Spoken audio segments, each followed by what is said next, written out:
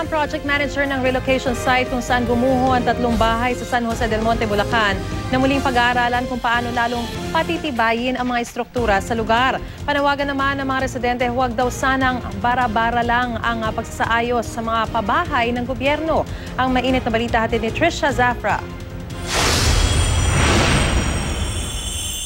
Biglang naging bakanteng lote ang bahaging ito ng Phase 1 San Jose del Monte Heights sa San Jose del Monte, Bulacan. Ang 3 bahay kasi na nasa lote gumuho kasama ang kalapit na riprap. Bago ito nangyari, nakunan pa nitong Huwebes ang 2 sa mga bahay na may malalaking bitak. Isang poste rin ng kuryente ang bumagsak kahapon ng madaling araw, pero tila nakatulong pa ito ng magmistulang tukod sa mga pabagsak ng mga bahay. Ang katapat namang bahay makikitang nagkadurug-durug na. May bitak rin sa kalsadang nasa tapat ng mga bahay. Pero lahat ng yan, wala na ngayon. Gumuho na at yan ay inanod ng binagsakang creek. Wala namang nasaktan kahit okupado ang isa sa mga bahay. Wala namang nakatira sa 2 iba pa. Naririnig na po namin tumutunog siya eh. Yung bubong. Nagmadali po kaming lumipat. Gumuho na lang po bigla.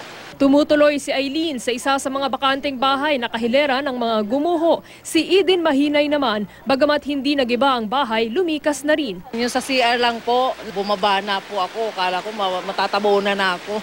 Lumipat na rin ang ibang unit ang kumuha ng litrato na nakiusap na itago ang kanyang pagkakakilanlan. Mahina raw kasi ang mga unit sa relocation site ng gobyerno. Pabahay ito para sa tao ang titira, ayusin naman ang gagawa. Hindi man humarap sa camera, sinabi ng project manager ng relocation site na matibay ang mga bahay. Bumuhaghag lang daw ang lupa dahil sa pag-ulan, kaya gumuho ang mga bahay. Sabi pa ng project manager, pag-aaralan nila ulit ang lugar. Aalamin daw nila kung kailangang gawin ng riprap at taasan pa ito o gibain na ng tuluyan ang 2 bloke ng mga bahay na pinakamalapit sa creek. Nakipagtulungan naman ang lokal na pamahalaan at nangako sa mga pamilyang apektado na hahanapan sila ng matitirhang malayo sa disgrasya.